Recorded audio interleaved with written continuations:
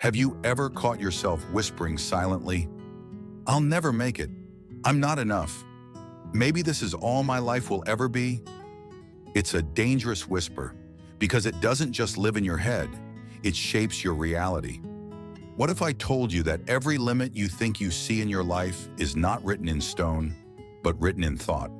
That the bars of your prison are not made of iron, but of imagination? Stay with me, because what you are about to hear is not another self-help cliche. This is a story, a mirror, and maybe even a prophecy of your own life.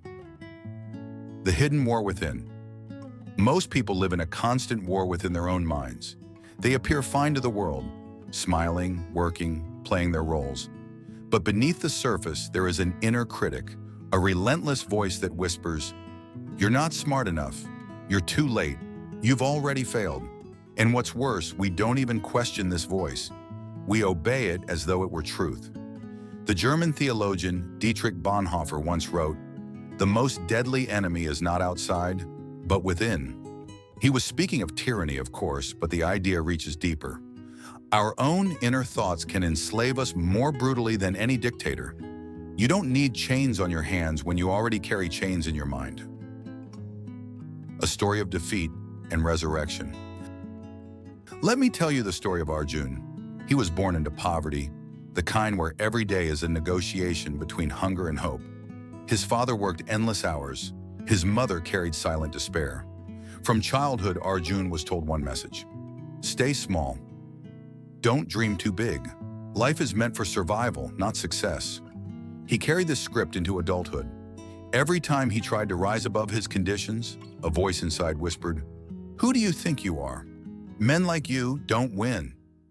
He wasn't losing because he lacked ability. He was losing because he accepted the world's lie about who he was. And then, one ordinary evening, walking home, something happened. He saw a boy fall from his bicycle. The child scraped his knee, tears welling up. But instead of quitting, he got back on the bicycle, wobbling forward again. Arjun froze. In that child's persistence, he saw his own cowardice.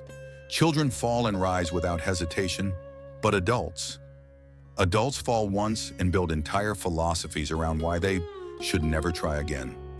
That night, Arjun confronted his reflection in the mirror and whispered a new phrase: "I will no longer betray myself with my own thoughts."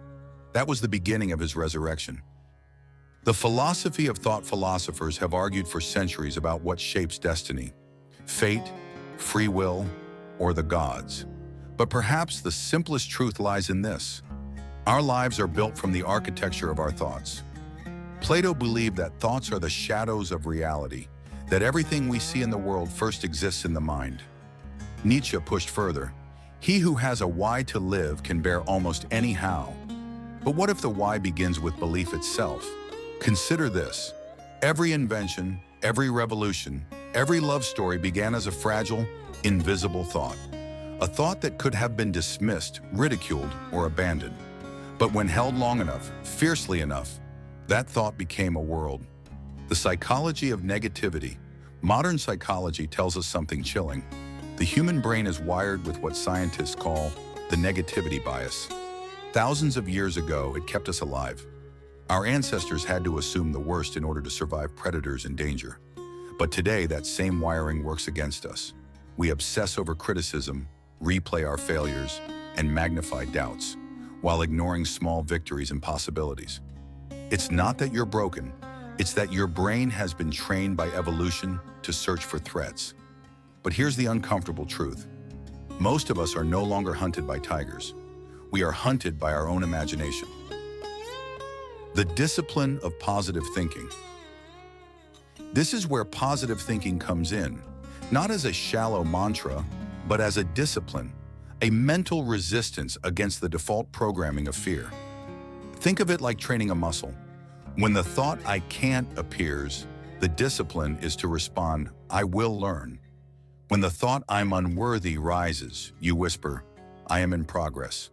When fear says "it's too late," you answer, "The best time to plant a tree was 20 years ago. The second best time is now." Positive thinking is not denying reality.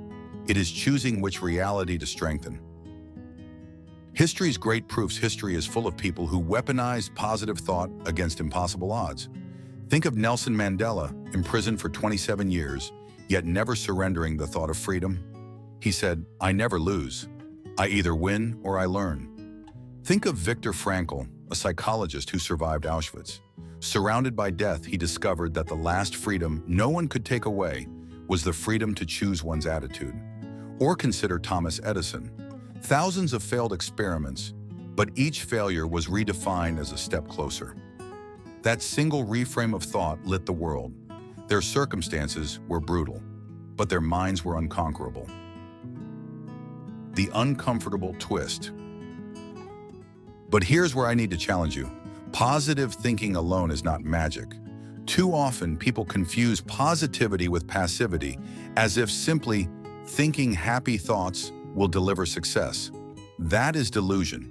True positive thinking is not blind optimism. It is courageous realism. It says, yes, the mountain is high. Yes, I may fall 100 times, but I will not surrender the belief that climbing is possible. It's not ignoring the darkness. It's carrying a light through it. The mirror of your life. So let me ask you directly, what are the thoughts you have been worshiping lately? Because make no mistake, every repeated thought is a prayer, and whatever you pray to, you eventually become. If you pray to fear, your life will shrink. If you pray to doubt, your dreams will dissolve. But if you pray to courage, to resilience, to possibility, then slowly your life will begin to mirror those prayers. A personal challenge. Here is your challenge. For the next 7 days, observe your thoughts as if you are an outsider. Every time a negative voice rises, pause. Ask, would I say this to someone I love? If the answer is no, then you have no right to say it to yourself. Replace it, rewrite it.